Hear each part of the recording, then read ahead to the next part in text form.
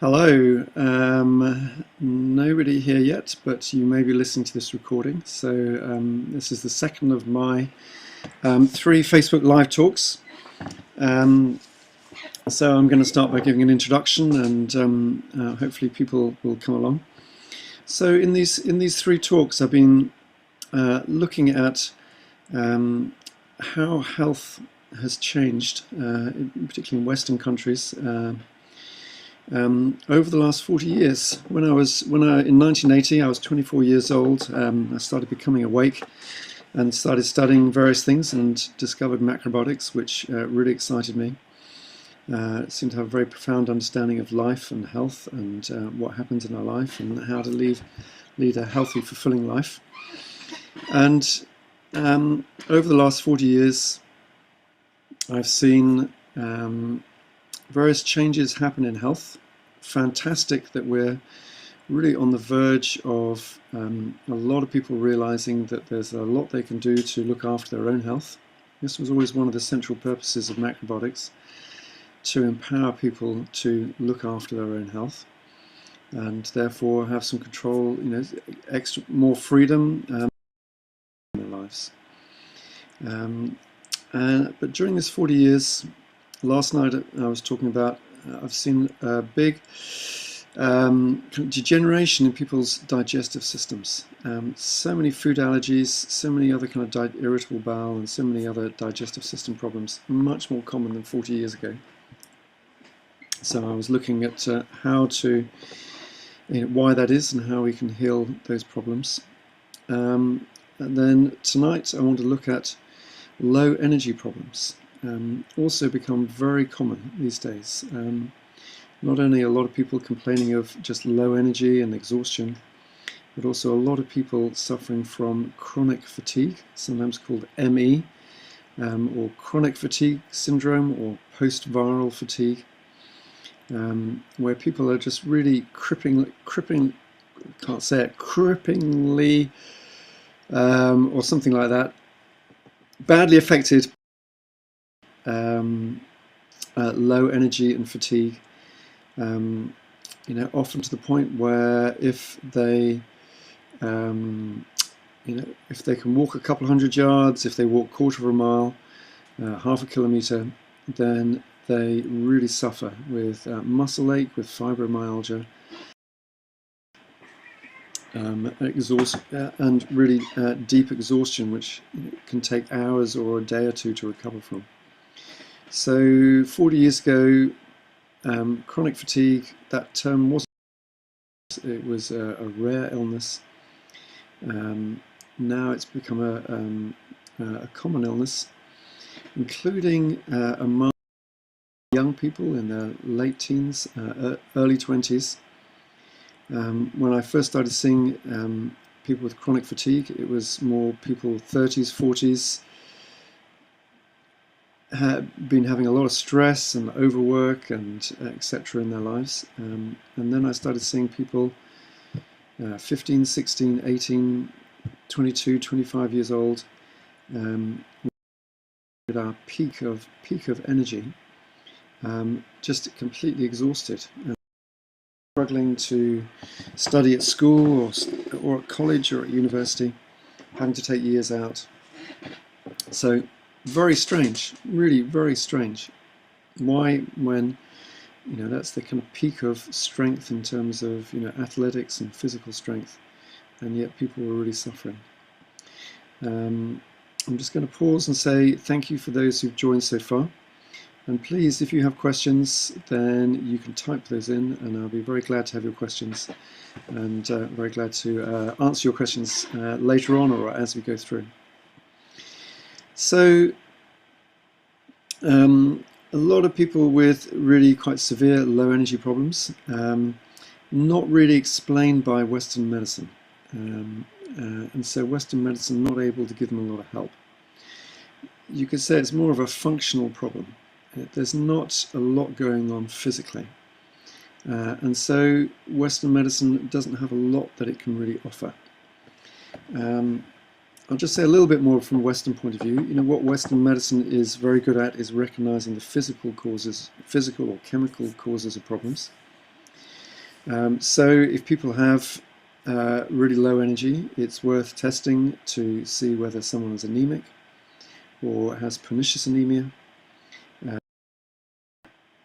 or maybe somebody has is hypothyroid, has an underactive thyroid gland. Hi, Peter Jane. Nice to make contact.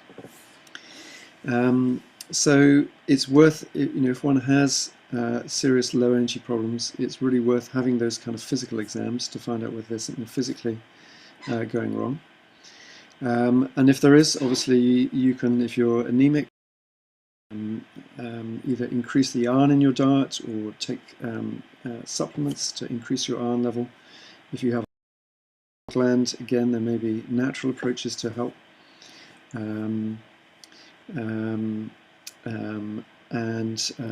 If it's severe, then it may be necessary to also take some thyroxine, use some Western medicine. So there can be physical problems of low energy, which need to be sorted out on those levels.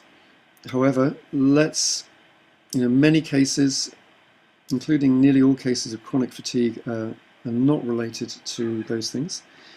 There just seems to be a lack of energy in the body. From a Western point of view, where do we get our energy from?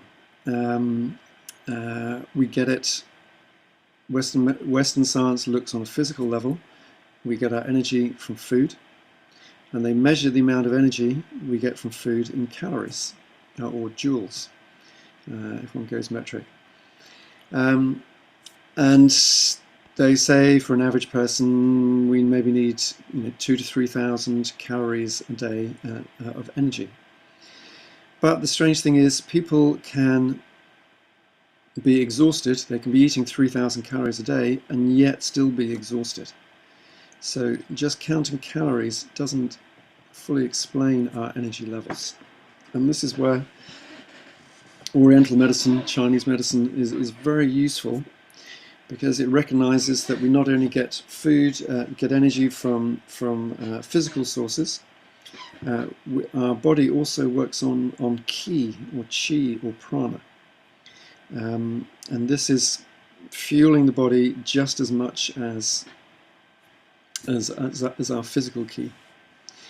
I always, in many classes, to feel the ki between their hands and then in the aura around other people. Quite easy to feel ki. But to kind of make that jump to realizing that ki also gives us physical strength is quite a kind of jump on a mental level. One of the ways that I see this, that I've experienced this, is I give shiatsu treatments. A very common problem is frozen shoulder, where people raise their arm to a certain point and then they get a sharp pain because the muscle here is cramping. And from a Western physical point of view, nothing wrong with the muscle. Can't see anything happening.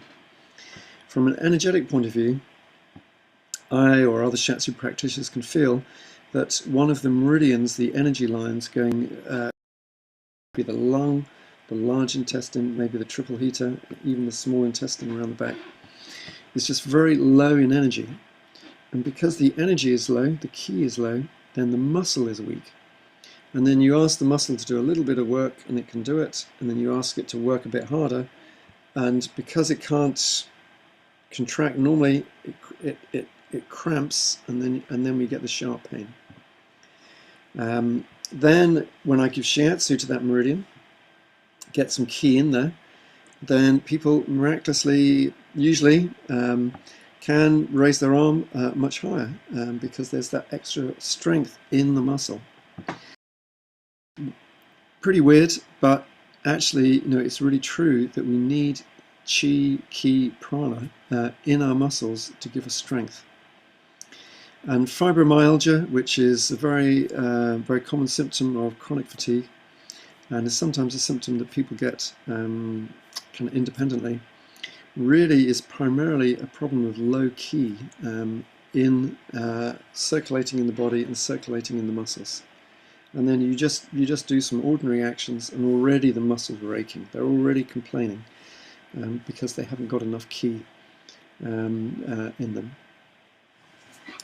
So Chinese medicine is very good at understanding the circulation of ki in the body, and also where we can get more ki from.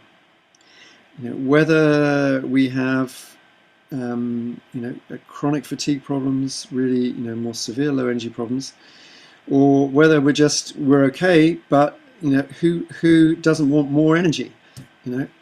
Energy gives us life. It means we can do things. We can do more in our lives, do more exciting things in our lives. So I think that this talk is really relevant for everybody. How can we really optimize the amount of ki we have in the body? So let's study that for the rest of the evening. So Oriental medicine says that we have three main sources of ki. I'm using ki because it's Japanese, and Shiatsu and Macrobiotics came from Japan, so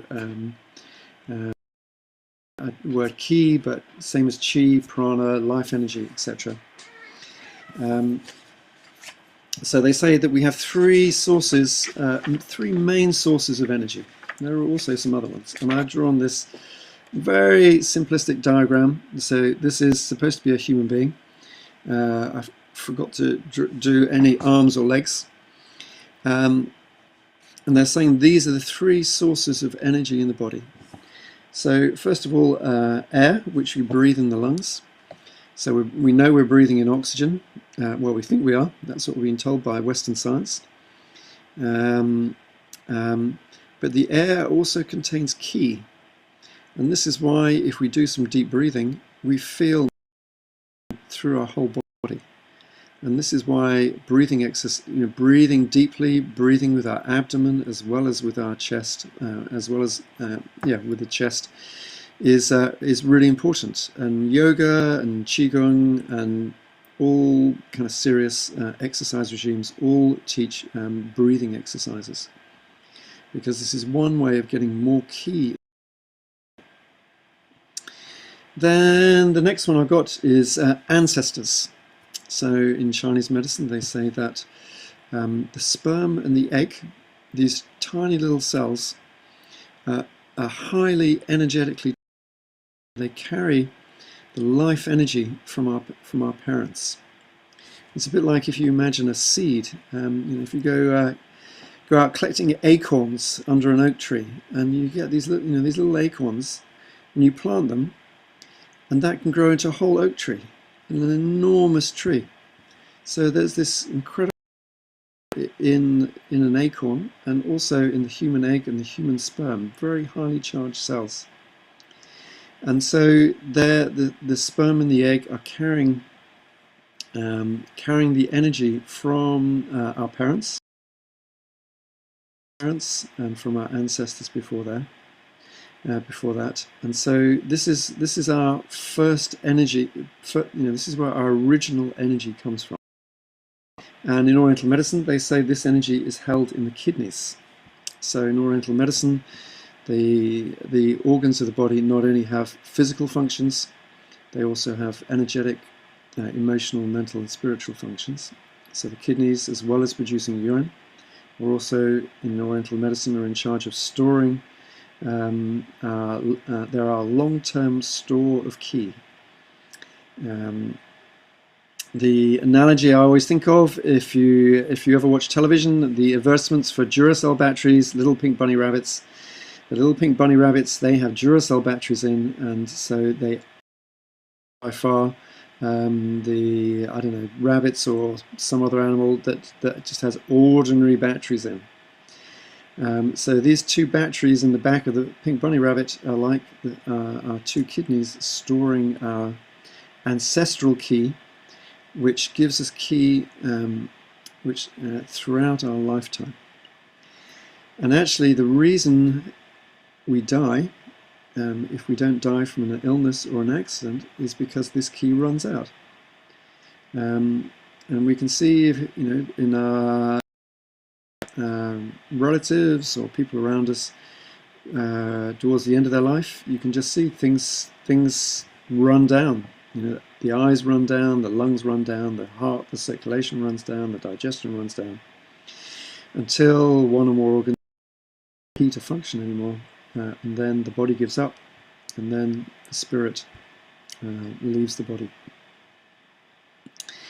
So this is our, which we can also add to, and I'll talk more about this in a while. And then the other source of ki is our food. So our food is not only giving us calories, it's also giving us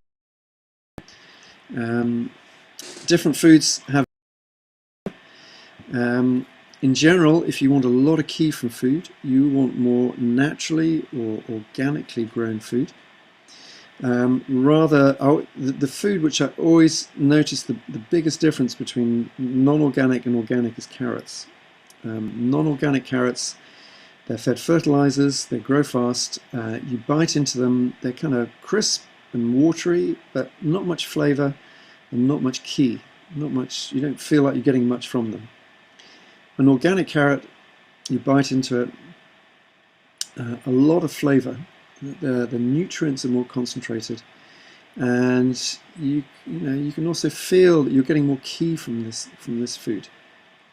Occasionally, when I have to buy, another example. Occasionally, I have to buy food out because I'm traveling or something. Sometimes I eat, eat a sandwich or a small meal or something, and I notice that my energy just stays the same. Nothing happens. Generally, when I eat macrobiotic food, and I love cooking. I really like cooking for myself. I know some people really struggle cooking for themselves. My partner Marika, who I see has just joined, is in Belgium, so we spend as much time together as we can. And we also spend quite a bit of time not together. And I just love cooking, and I love cooking food that is really concentrated in ki, and I'm tired, and I eat a meal, and I feel my energy level go up. And this is what food should do for us. A soup, a main course, a dessert, whatever. If we're using good ingredients, and we really know how to cook them, and this is one of the things we're cooking, is how to really create the most ki for us in the food. Not throw it away by throwing away water and overcooking and so on. Then when we eat a meal, we feel our energy level go up. I've also seen people seriously ill, low energy because of serious illness, whether it's cancer or other kind of degenerative illnesses. They really notice that when they have a good meal or a good soup, that their energy goes up, and how much this is sustaining them. So from our food, we're not only getting calories and nutrients, we're also getting ki. So we want to buy the foods which really have the most ki in. The other way of thing to think about getting the most ki from whole foods. If we're eating a whole grain of rice or barley, you can plant it, and it grows into a plant because it's still got a lot of ki in. If you grind it into flour, it immediately it loses some of that ki. And as the flour gets older, it loses more. So, good to eat whole grains, brown rice, millet, quinoa, etc. Okay to eat some pasta, noodles, porridge oats, some things made from more flour or crushed grains, but we want them to be really fresh. They haven't lost too much ki. And what we don't want to eat is really highly processed grains and other foods that have been milled and the bran taken out and things added and other things taken out and pumped through machines. Really, most of the life ki in those foods have been lost. And then we eat the food and it's flat and doesn't give us any kind of energetic lift. Um, so these are the three sources of qi. So what I want to do is talk a bit more about these. And I'm going to start off with the ancestral qi, because that's the one we start off with. So in Oriental medicine, here is a graph, age 0, age 100. So at age 0, we start. Actually, we should probably say at conception. We have a full complement of energy from our ancestors, which they call kidney essence, because it's stored in the kidneys. And unfortunately, it gradually declines over our lifetime, until, as I say, if we don't die from an illness or an accident, at some point we're going to die just because our life energy runs out. So this energy can be replenished. It can be replenished to some extent from food qi and air qi. So if we learn to breathe well and breathe deeply, which I'm going to show you how to do that in a minute, and we really choose the best foods, and we can replenish that kidney essence to some extent. Also, we have a lot of choice about how quickly we use that qi up. And I'm going to draw a couple of lines here. So this line is really is kind of representing someone who maybe is aware of the importance of kidney qi, or maybe they're not, but they're aware of conserving their energy. This doesn't mean leading a boring life, but it means leading a kind of regular life, getting a good amount of sleep, not overexerting oneself, not overworking. That's a problem I have, by the way, overworking. So I'm always thinking about my kidney qi. So if we do things to conserve our qi, then the qi is going to last well, and into our older age, we're still going to have a reasonable amount of qi. And we're likely to have a much healthier and happier old age, and also keep our mental faculties, as well as our bladder control and various other bodily functions. However, if we go for really using up our qi fast, as often happens, so I'm going to draw another line. So I'll draw a red line on here. If we go for sex, drugs, rock and roll, sleepless nights, a lot of partying, drugs, recreational drugs, or a lot of alcohol, then we're using up our life energy. Of course, it's fun because you're feeling a lot of life energy. So it's fun. You feel really good. But often, what I see is people often burn out after a few years on regularly taking recreational drugs, taking ease, or definitely people drink a lot of alcohol. They tend to burn out. And then their energy declines. And then they spend a lot of their life with their energy at a lower level. And the latter part of their life tends to be more difficult because their level of qi is that much lower. So in China, much of China, they have the concept of conserving qi, getting up in the morning, doing your qigong, doing your exercises in the park, where you're breathing deeply, you're circulating your qi, you're building on your kidney qi. In order to enjoy a longer, more full life. Who wants the black line? Who wants the red line?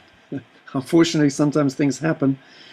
We may have had a wild youth, or we may have suffered some kind of illness or accident or something like that really took a lot of our life energy, which may also mean that that our kidney qi is lower, and we then have to take special measures to really look after our kidney qi.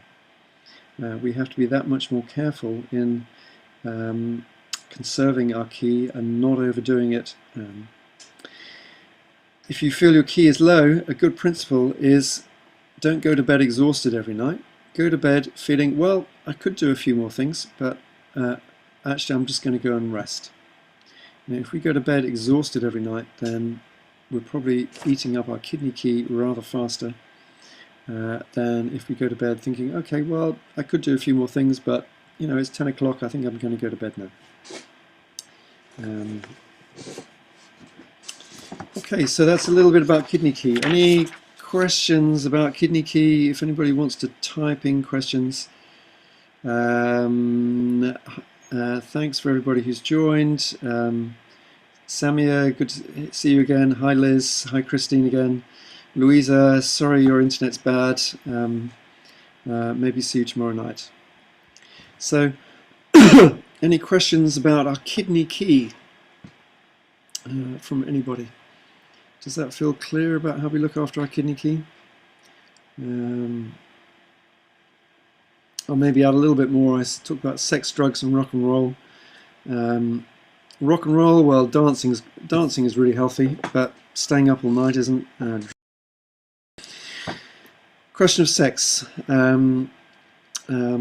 More of an issue for men, because men lose more of their ki through ejaculation than women do.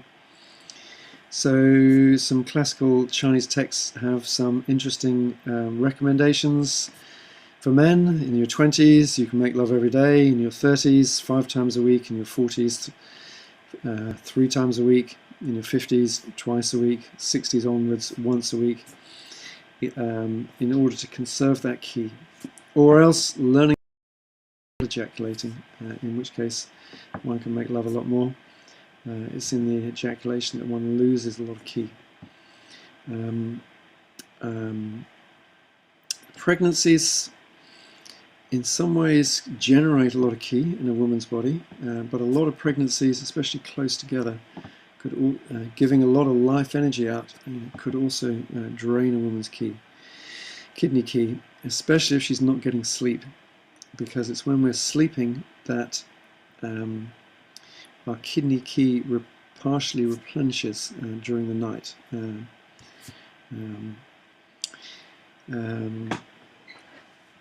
So, as I said at the beginning, people that really have chronically low energy, chronic fatigue, post-viral fatigue syndrome, etc., I always find that they've got low kidney ki.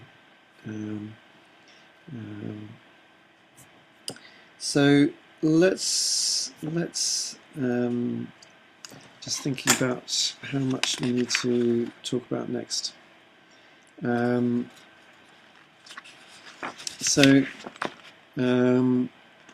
Let's talk about things which positively help these 3 sources of energy. Things that we can all do. First of all, kidney ki still, most important. I've talked about conserving the energy. Food-wise, stimulants like caffeine and alcohol, and I would include sugar. They stimulate our energy, and it may seem like they're giving us free energy, but actually they're not. A lot of what they're doing is they're bringing up the energy from the kidneys into our body, into our brains. Some people need coffee in order to be creative. It's not free energy, it's our kidney ki. So if people drink a lot of coffee, they can feel very flat afterwards, or depressed. If people drink alcohol, a small amount of alcohol, it can be stimulating. More alcohol, afterwards people feel low in energy, because it's weakened, it's used up the kidney ki. So we really want to avoid caffeine and sugar. A little bit of alcohol can be fine for health, but not an excess of alcohol, and definitely no recreational drugs. Then regular exercise, so we're getting air ki in the body. A good amount of sleep, because that's when the kidney ki replenishes.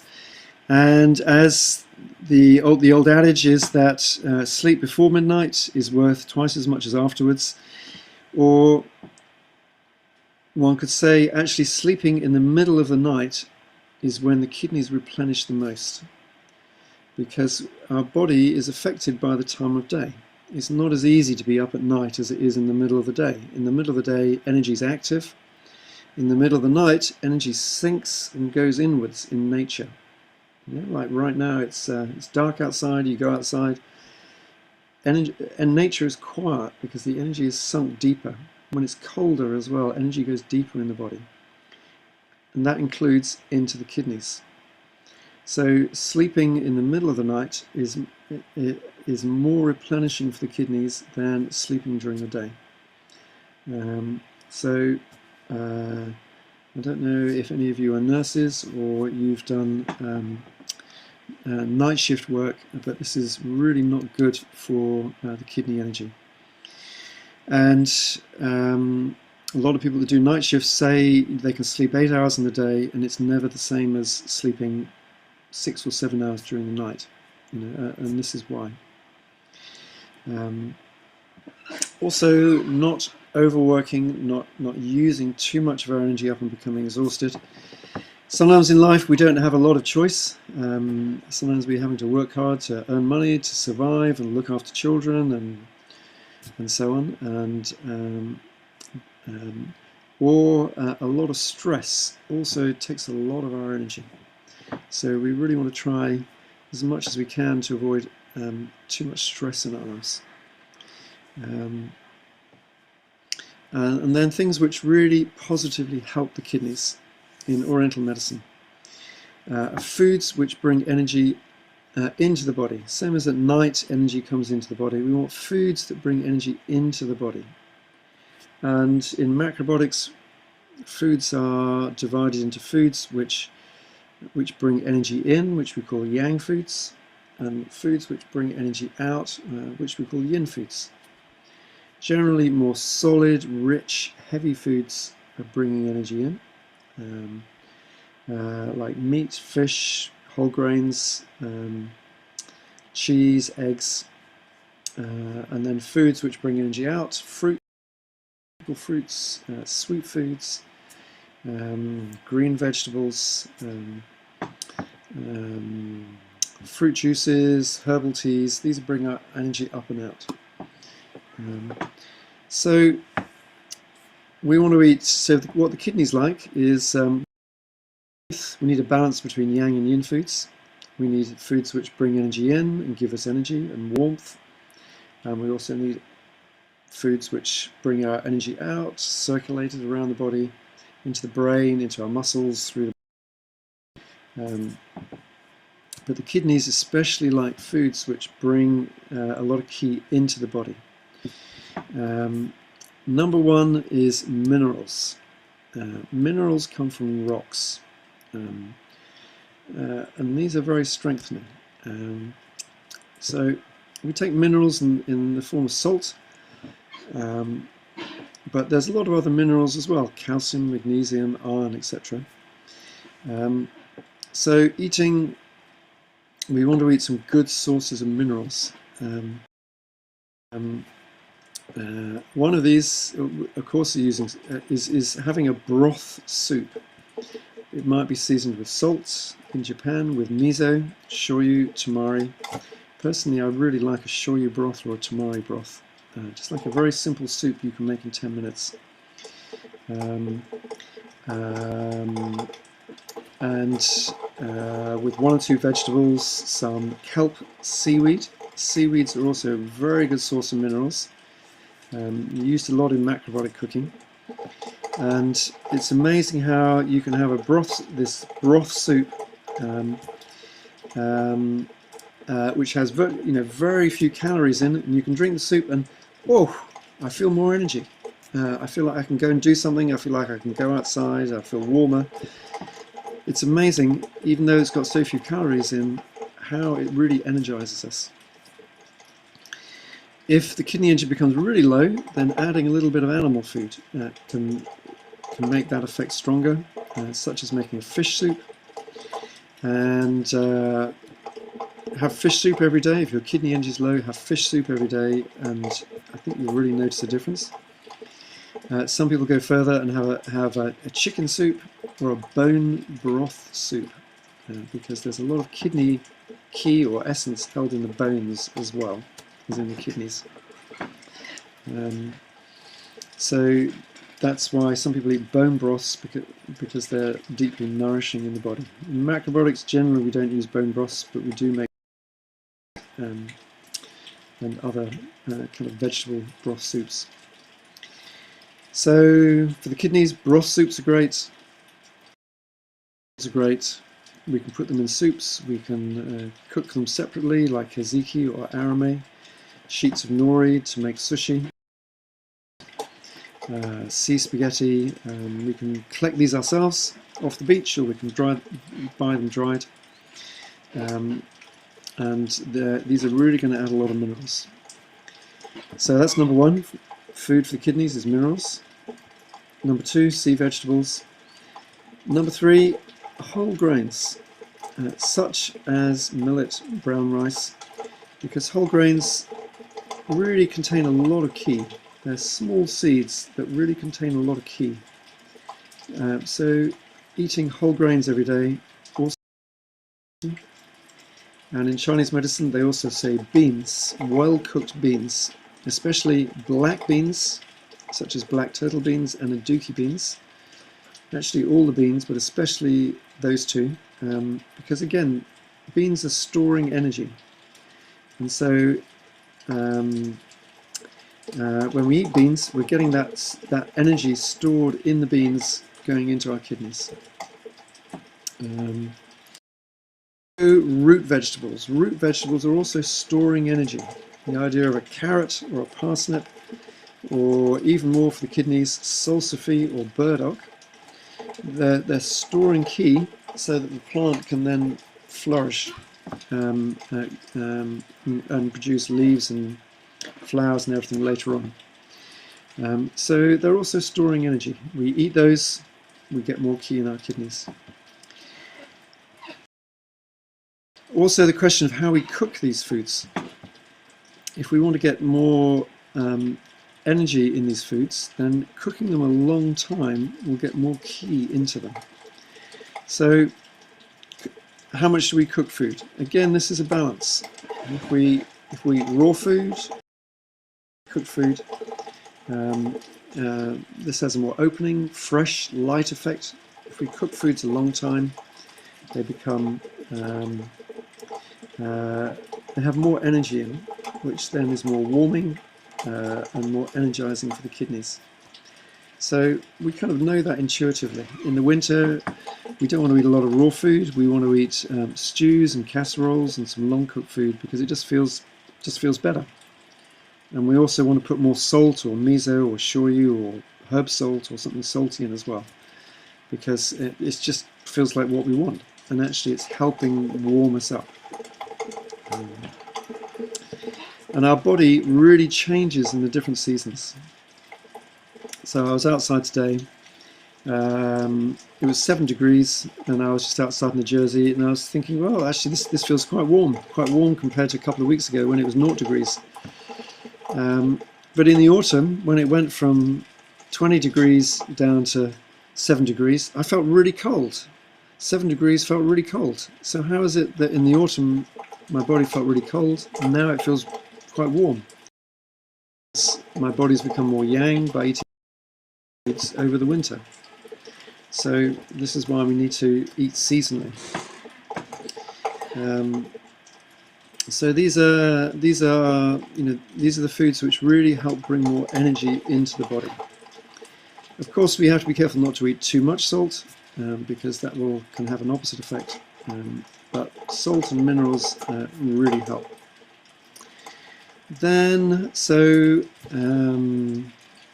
that's quite a lot on how to look after our kidney qi, which, if there's one thing we want to know from Oriental medicine, I always say it's how to look after our kidney qi, so that we can conserve it and keep strengthening it through our life, and then even towards the end of our life we have a reasonable amount left. And that way we're going to have the most enjoyment in life, the most energy in life, be able to do the most things in life, which is what is fun about life, is being able to do things and learn things and go places and etc.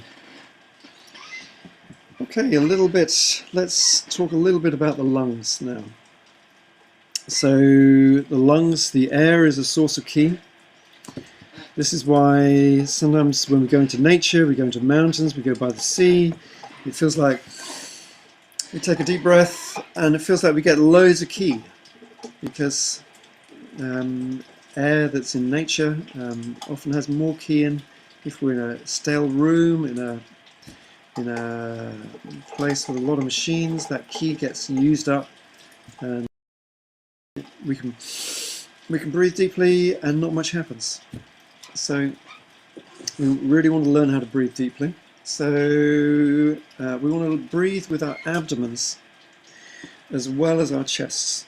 And this is one of the most simple but most important things one can learn. I teach it in all my classes, most of my clients. Learning to breathe with the abdomen. If you watch a baby lying asleep, it's breathing mostly with its abdomen, only a little bit with its chest. Somehow as adults we often get into the habit of breathing mostly with our chests and not with our abdomens, and then we're not breathing deeply. When we breathe with our abdomens, we can double the depth of our breath and we can get double the qi in. So let's all put a hand on our belly, over our belly button, a hand on our chest, and keep the chest relatively still, and then just breathe mostly with your belly. So when you breathe in, it comes out, and then as you breathe out, you gently squeeze your tummy muscles, and it comes back in. Breathing in, it's like blowing up a balloon. Out, gently squeeze the... And let's try that a few more times. Breathing in and breathing out.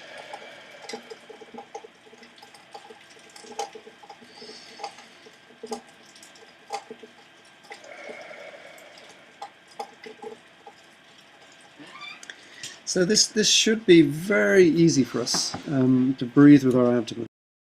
Sitting at rest, we should be breathing mostly with our abdomens. So if that feels at all difficult or unnatural, I really recommend you practice it 5-10 minutes a day, every day, until it just starts happening, until it becomes very easy. And then you'll start finding that you're breathing that way all the time. Thank you. I think that is Christine. It looks like you enjoyed that. You can also type comments if you want to. So really that's so basic to bringing more energy into the body. Then I want to mention just a little bit more about our food, because the organ in Oriental medicine that is in charge of bringing that food qi in the body is a bit weird, because the spleen is actually an organ, where is it, on this side? It's more dealing with blood and the lymphatic system, but the spleen function includes the pancreas, which is really helping us to digest food, and then also produces... It helps that food, once it's been digested and it's into the bloodstream, the insulin helps the food move from the blood into all the body cells. That's what insulin does. It moves sugar, but also other nutrients from the blood into the body cells. So the pancreas is big time involved in nourishing our bodies and bringing qi into all our cells. So we really want to look after our spleen qi. And this means nourishing ourselves well.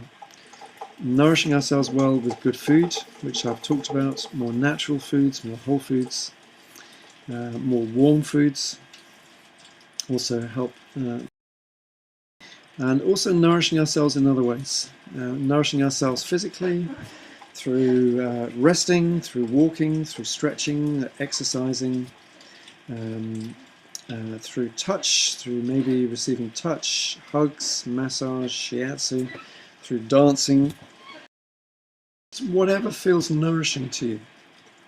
If we don't nourish ourselves well, then the spleen energy declines, and then it can't we can't bring the food key into the body. So we need to pay attention to that as well in our lives. Some of us do that quite well. Some of us want to give a lot and we give too much, and we're not so good at receiving. So we need to be good at giving to ourselves as well. Okay, so those are the three.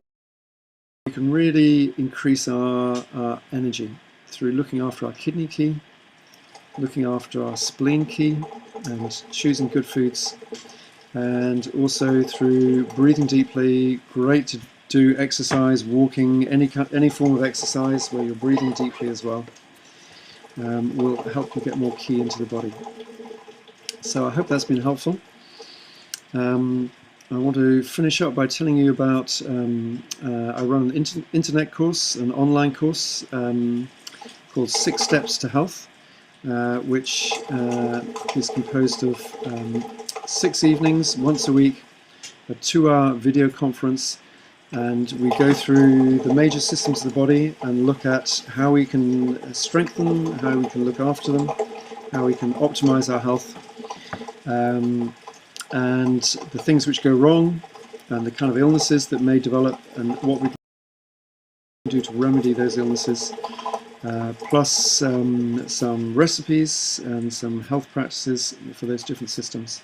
So the next time I'm starting that course is next Monday. So it's going to be, I think, 5 Monday evenings and 1 Tuesday evening. All the details are on the International Macrobiotic School website, so you can have a look on there under short courses. If you have any questions about that course, then please email me or message me. I've run that course twice before last year, and it was my first experience of online courses, and I was surprised by actually how deep it went, by how deeply people could go into the theory and talking about their own health, and really getting a lot of help from that course. And people that have done it, I had 2 sets of people do it, really got a lot of benefit from that course. And actually a few then came to the school and joined the first year course as well, because they were really... Okay, so that's it this evening. Thank you very much for coming along, those of you who come along. Hi Liz, hi Her. To make contact with you. Sorry I can't see you, can't talk to you right now. Francisco, Sylvie, John, Marianne, Mel, really nice to connect with you again, Mel. For some reason I quite often think about you. Such a live wire you were in our class, even though you were quite tired. So it's great to make contact with you, and Peter Jane, who I haven't seen for ages. So go well, look after your energy, which is really basic to enjoying our lives. And tomorrow night, my third talk is talking about food and consciousness, our emotional consciousness, our mental awareness, and also our spiritual consciousness. Really important. It's not just about creating physical health, it's also very much about how to develop, or how to create a good stability on the emotional level. Helps our mental clarity, positivity, and definitely has a big effect on our perception of the spiritual world as well, our connection with spirit. So I'm going to talk about those things tomorrow night. So if that interests you, then we'd love to see you tomorrow night for the third of these talks. By the way, I've had some people messaging me or emailing me asking for some other specific subjects to talk about. So if you feel that there's some other subjects that you'd like to hear in some Facebook Live sessions, then please tell me, because I really enjoy them. I love giving some good information to people. Then yeah, please email me or message me and let me know, and I'll see what people want, and then I'm going to do this. Okay, good night.